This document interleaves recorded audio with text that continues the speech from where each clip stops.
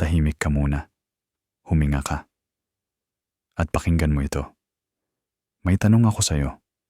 Bakit isang salita lang ng tao, buong araw mo nang iniisip?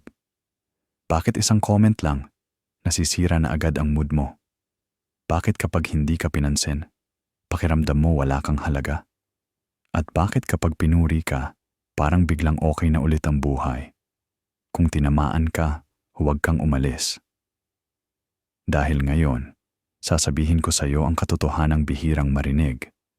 Hindi ka apektado ng tao dahil masyado silang malakas. Apektado ka dahil ibinigay mo sa kanila ang kontrol. At hanggat hindi mo binabawi ang kontrol na yon, habang buhay kang magiging alipin ng opinyon ng iba. Akala mo ang problema ay ang tao. Ang totoo, ikaw ang problema.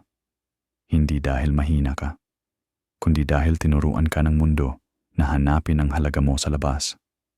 Mula bata ka, tinuruan kang galingan para purihin, sumunod para tanggapin, manahimik para mahalin. Unti-unti, nasanay kang magtanong ng, okay ba ako sa mata nila? Ano kaya ang sasabihin nila? Paano kung hindi nila ako gusto? At doon nagsimula ang kulungan. Kapag ang halaga mo ay galing sa opinyon ng iba, automatic, hawak ka nila. Aminin natin, hindi masakit ang salita. Masakit ang kahulugang ibinibigay mo rito. Kapag sinabi nilang hindi ka magaling, ang naririnig mo ay wala kang kwenta. Kapag sinabi nilang ang yabang mo, ang naririnig mo ay hindi ka karapat-dapat. Hindi sila ang sumasakit sa'yo. Ikaw ang sumusuntok sa sarili mo, gamit ang salita nila. At hanggat hindi mo binabago ang interpretasyon mo, kahit mabait ang mundo, masasaktan ka pa rin. May isang mahalagang katotohanan na kailangan mong marinig. Halos wala sa ginagawa ng tao ang tungkol sa'yo. Ang galit nila ay problema nila. Ang insecurity nila ay problema nila. Ang panghuhusga nila ay salamin ng isip nila. Kapag masama ang loob nila, hahanap sila ng masasaktan. At kapag nandyan ka, ikaw ang tatamaan. Pero hindi ibig sabihin noon, ikaw ang dahilan. Sinasabi mong, ayaw mo nang maapektado. Pero patuloy mong binubuksan ang pinto. Binabasa mo ang comments. Pinapanood mo kung sino ang nag-view. Iniisip mo kung ano ang iniisip nila. Umaasa ka sa reaksyon nila. Gusto mong maging kalmado, pero adik ka sa validation. Kung ayaw mong masaktan, huwag mong ibigay ang kutsilyo. May mas malalim pang dahilan kung bakit ayaw mong mawalan ng pake.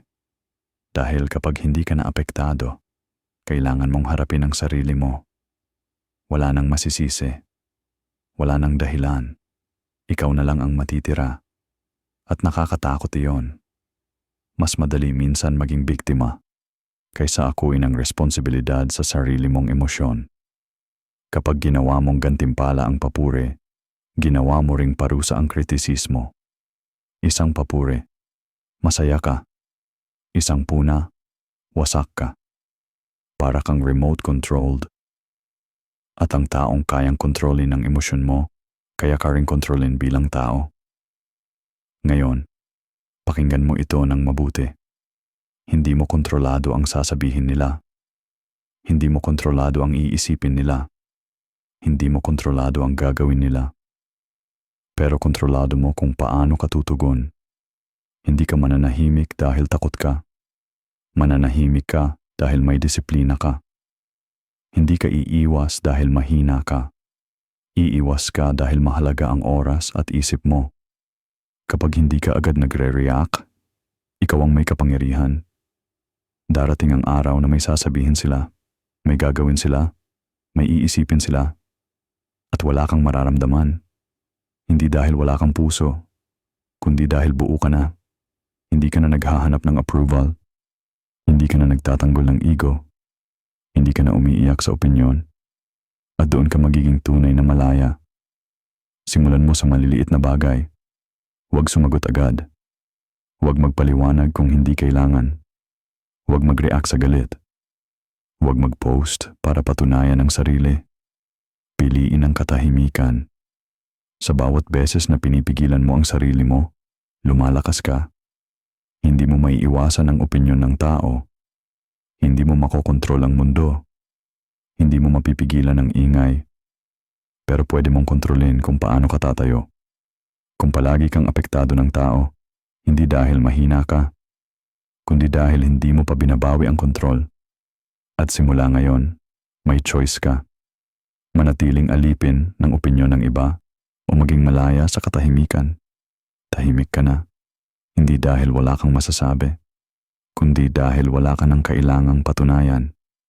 At iyan ang tunay na lakas.